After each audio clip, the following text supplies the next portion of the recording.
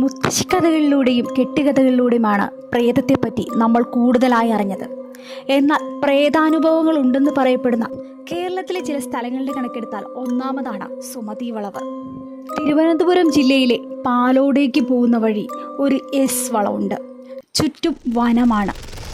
രാത്രികാലങ്ങളിൽ പോലും ഇതിലെ സഞ്ചരിക്കാൻ ആളുകൾ ഭയപ്പെടുന്നു. ഈ വളവിന് സുമതി വളവെന്നെങ്ങനെയാണ് പേര് വന്നതെന്ന് നമുക്ക് സുമതിയുടെ കഥയിലൂടെ തന്നെ അറിയാം.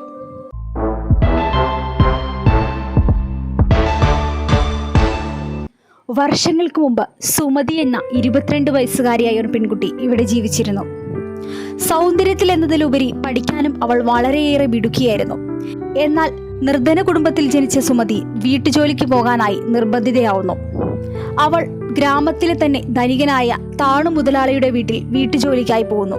പഠനത്തിൽ വളരെ മിടുക്കിയായിരുന്ന സുമതി വീട്ടുജോലിക്കൊപ്പം പഠിക്കാനും സമയം കണ്ടെത്തിയിരുന്നു. അങ്ങനെയിരിക്കെ താണുപിള്ളയുടെ 24 വയസ്സുകാരനായ രത്നാകരനെ സുമതി കണ്ടുമുട്ടുന്നു. രത്നാകരന് കണ്ട മാത്രയിൽ തന്നെ സുമതിയോട് പ്രണയം തോന്നുന്നു. അയാളുടെ പ്രണയം സുമതിയെ അറിയിക്കുന്നു. ആദ്യമൊക്കെ സുമതി ഇത് നിരസിച്ചെങ്കിലും പിന്നീട് തന്നെ വിവാഹം ചെയ്തു കൊള്ളാമെന്ന് കൂടെ ജീവിക്കാമെന്നും രത്നാകരൻ സുമതിക്ക് വാക്കുകൊടുക്കുന്നു. രത്നാകരന്റെ ആ വാക്ക് വിശ്വസിച്ച് സുമതിയും രത്നാകരനോട് തന്റെ ഇഷ്ടം തുറന്നു പറയുന്നു. നാൾക്ക് നാൾ അവരുടെ ബന്ധം മുൻപോട്ട് വളർന്നു വന്നു. അങ്ങനെയിരിക്കെ ഒരിക്കൽ സുമതി ഗർഭിണിയാവുന്നു. ഇവിടെ നിന്നാണ് സംഭവങ്ങളുടെ തുടക്കം. ഇത് സുമതിക്ക് ഒരിക്കലും ഉൾക്കൊള്ളാൻ സാധിക്കുന്നുണ്ടായിരുന്നില്ല. കാരണം സുമതിയും രത്നാകരനും തമ്മിലുള്ള വിവാഹം കഴിഞ്ഞിട്ടുണ്ടായിരുന്നില്ല. ഉടൻ തന്നെ രത്നാകരനെ സുമതി ഈ വിവരം അറിയിക്കുന്നു.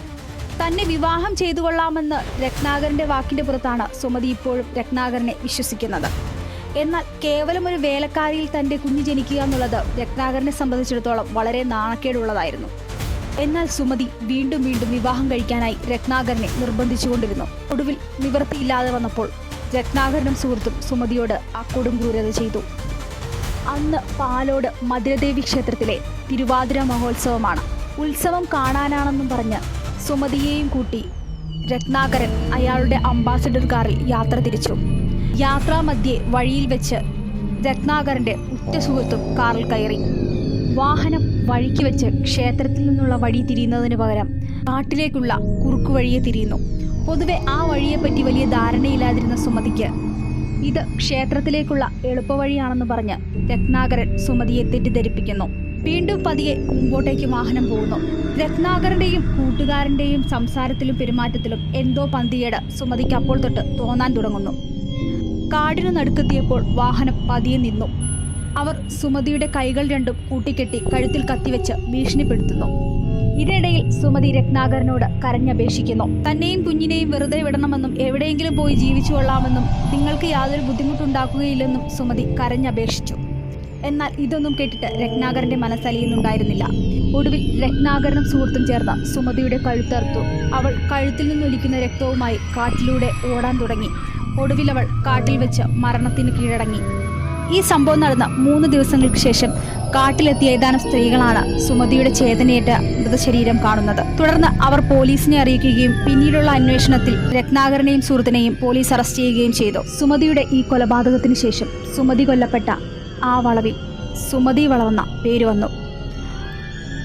പേര് വന്നതിന് പുറമെ തന്നെ പല സംഭവങ്ങളും അവിടെ അരങ്ങേറാൻ തുടങ്ങി.